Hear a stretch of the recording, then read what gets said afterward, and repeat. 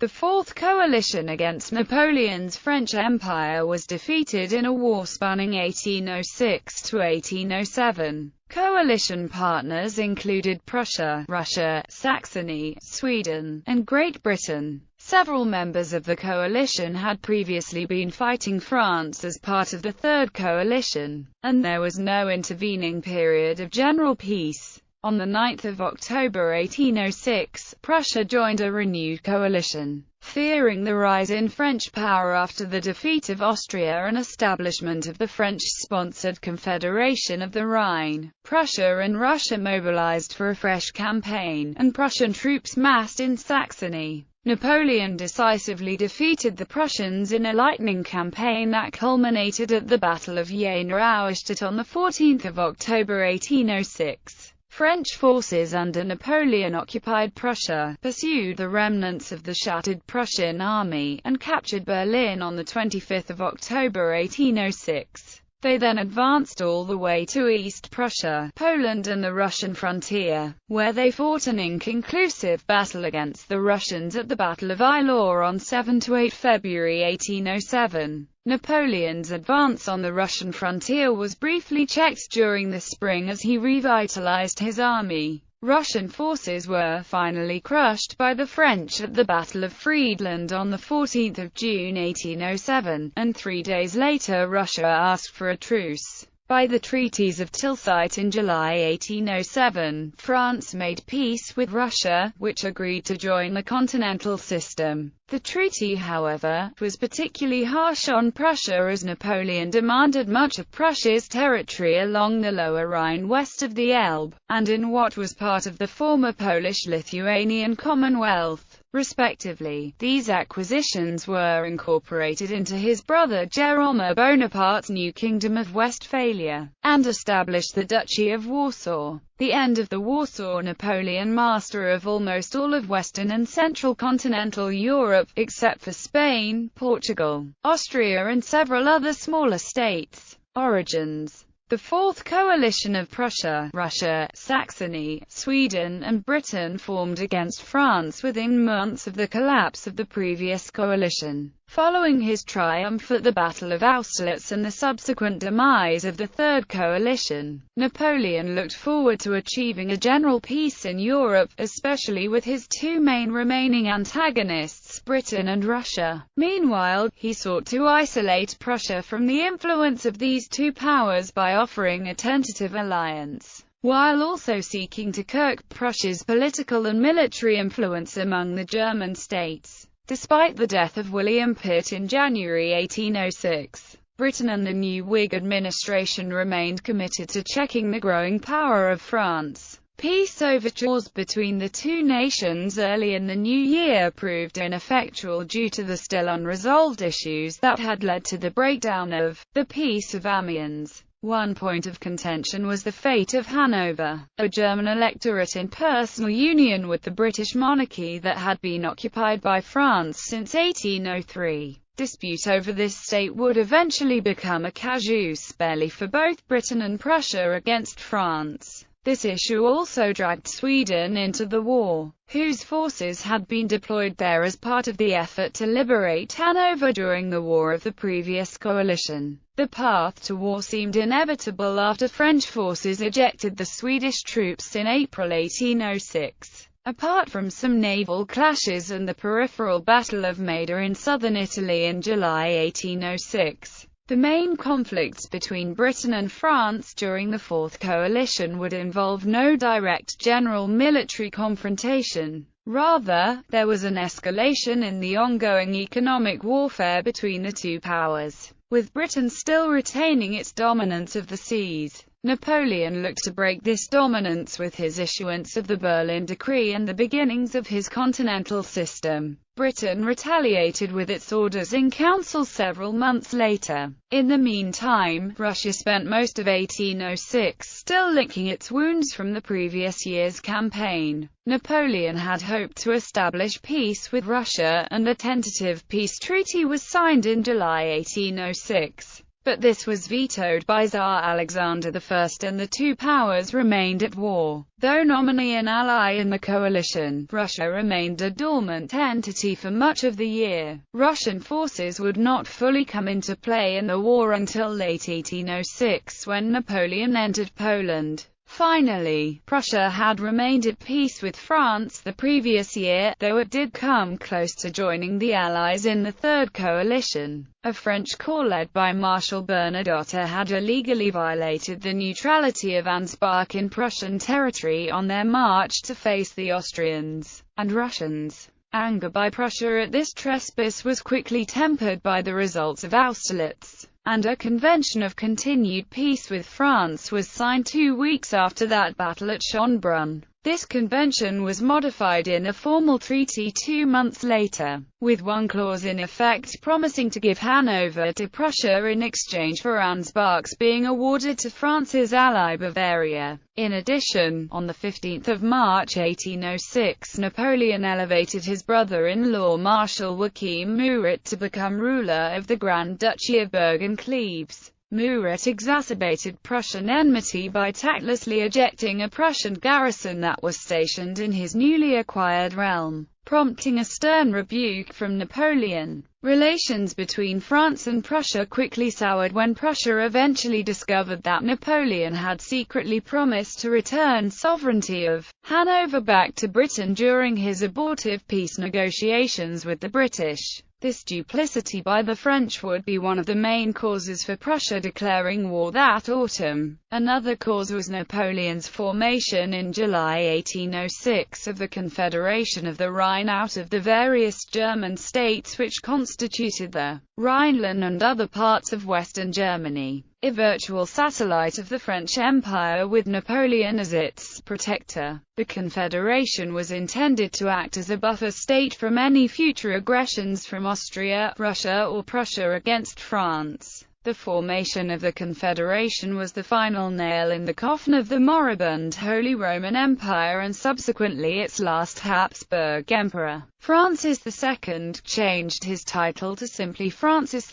I, Emperor of Austria. Napoleon consolidated the various smaller states of the former Holy Roman Empire which had allied with France into larger electorates, duchies and kingdoms to make the governance of non-Prussian and Austrian Germany more efficient. He also elevated the electors of the two largest Confederation states, his allies Württemberg and Bavaria, to the status of kings. The Confederation was above all a military alliance. In return for continued French protection, member states were compelled to supply France with large numbers of their own military personnel, as well as contribute much of the resources needed to support the French armies still occupying western and southern Germany. Understandably, Prussia was indignant at this increasing French meddling in the affairs of German homogeneity and viewed it as a threat. Napoleon had previously attempted to ameliorate Prussian anxieties by assuring Prussia he was not adverse to its heading a North German Confederation, but his duplicity regarding Hanover dashed this. A final spark leading to war was the summary arrest and execution of German nationalist Johann Philipp Harm in August 1806 for publishing a pamphlet which strongly attacked Napoleon and the conduct of his army occupying Germany.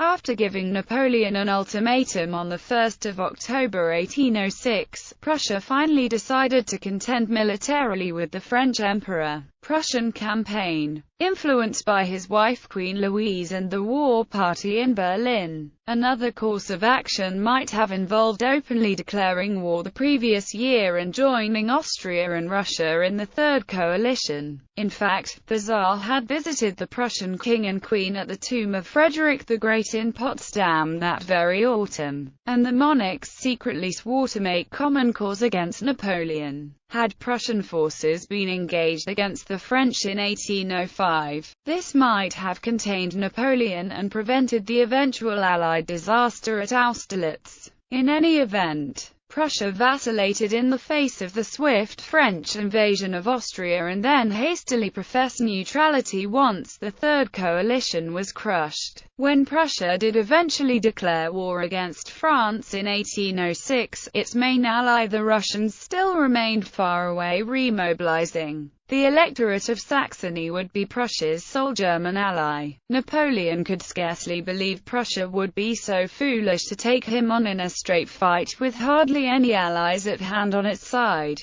especially since most of his Grande Armée Equute was still in the heart of Germany close to the Prussian border. He drummed up support from his soldiers by declaring that Prussia's bellicose actions had delayed their phased withdrawal back home to France to enjoy praise for the previous year's victories. Once hostilities seemed inevitable in September 1806, Napoleon unleashed all French forces east of the Rhine, deploying the corps of the Grande Armée Equute along the frontier of southern Saxony. In a preemptive strike to catch the Prussians unaware, the Emperor had the Grande Armée Equute march as a massive bataillon carré in 3 parallel columns through the Franconian forest in southern Thuringia. Each corps would be in mutual supporting distance of each other, both within the column and laterally to the other columns, thus allowing the Grande Armée Equute to meet the enemy at any contingency. This strategy was adopted due to Napoleon's lack of intelligence regarding the Prussian main army's whereabouts and uncertainty over his enemies' puzzling maneuvers in their march to face him. The reason for this stemmed mainly from the mutual mistrust within the Prussian high command that had resulted in division among the Prussian commanders over which plan of action for the war would be adopted.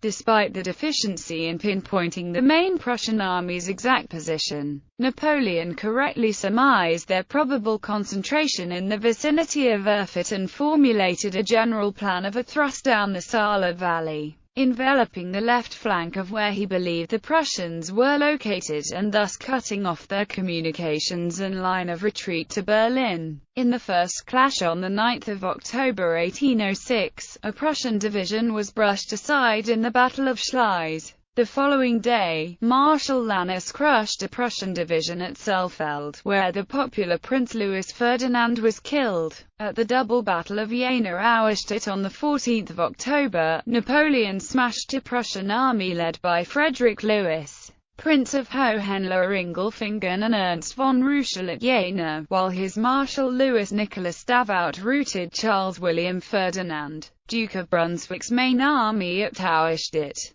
At Jena, Napoleon fought only a contingent of the Prussian army. At Auerstedt, a single French corps defeated the bulk of the Prussian army, despite being heavily outnumbered. Victory at Auerstedt was all but secured once the Duke of Brunswick were mortally wounded, and the Prussian command devolved to the less able king. Matters were worsened once the vanquished remnants of the Prussian army from Jena stumbled onto the clash at Auerstedt, further plunging the Prussians' morale and triggering their precipitous retreat. For this conspicuous victory, Marshal Davout was later created the Duke of Auerstedt by Napoleon. On 17 October, Marshal Jean-Baptiste Bernadotte emmelded Eugene Frederick Henry, Duke of Württemberg's previously untouched reserve corps at the Battle of Halle and chased it across the Elbe River. Some 160,000 French soldiers fought against Prussia, advancing with such speed that Napoleon was able to destroy as an effective military force the entire 250,000-strong Prussian army. The Prussians sustained 65,000 casualties, lost a further 150,000 prisoners, over 4,000 artillery pieces, and over 100,000 muskets stockpiled in Berlin. The French suffered around 15,000 casualties for the whole campaign. Napoleon entered Berlin on 27 October 1806 and visited the tomb of Frederick the Great, telling his marshals to show their respect, saying, "If he were alive we wouldn't be here today." In total, Napoleon and the Grande Armée Equute had taken only 19 days from the commencement of the invasion of Prussia until essentially knocking it out of the war. With the capture of Berlin and the destruction of its principal armies at Jena and Auerstedt,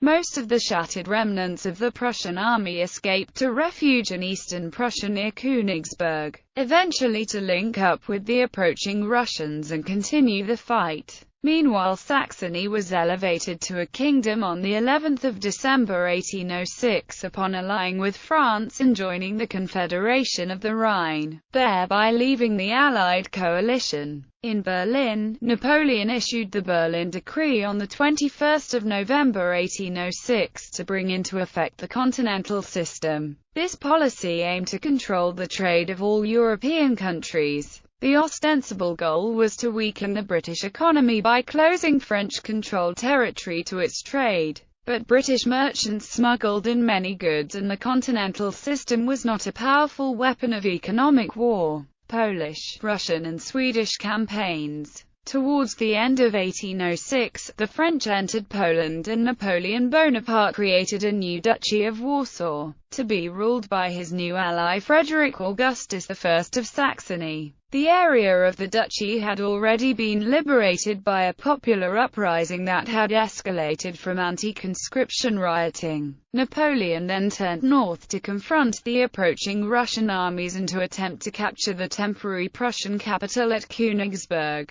A tactical draw at Eylau forced the Russians to withdraw further north. Napoleon then routed the Russian army at Friedland. Following this defeat, Alexander sued for peace with Napoleon at Tilsit. Meanwhile, Swedish involvement was primarily concerned with protecting Swedish Pomerania. Despite being defeated at Lübeck, the Swedes successfully defended the fort of Stralsund during its first siege in early 1807. On the 18th of April, France and Sweden agreed to a ceasefire, which led to the withdrawal of all French troops. However, Swedish refusal to join the Continental System led to a second invasion of Swedish Pomerania led by Marshal Brune. Stralsund fell on the 24th of August after a second siege, and the Swedish army surrendered at Rügen, completing the occupation of Swedish Pomerania. The resulting peace treaty, agreed by Marshal Brune and Swedish General Johann Christopher Toll, however, allowed the Swedish army to withdraw with all its munitions of war. Results. Following the treaties of Tilsit, Britain and Sweden remained the only two major coalition members still at war with France. Russia soon declared war against Britain, and after a British attack on Copenhagen, Denmark-Norway joined the war on the side of Napoleon, opening a second front against Sweden. A short British expedition under Sir John Moore was sent to Sweden to protect against any possible Franco-Danish invasion. At the Congress of Erfurt, Napoleon and Alexander agreed that Russia should force Sweden to join the Continental System, which led to the Finnish War of 1808 to 1809 and to the division of Sweden into two parts separated by the Gulf of Bothnia. The eastern part became the Russian Grand Duchy of Finland. Due to the Continental System, Britain was yet again still at war with Napoleon and was not affected by the peace treaty. In negotiations with captured Swedes after the Battle of Lübeck, Marshal Bernadotte first came to the attention of the Swedish authorities.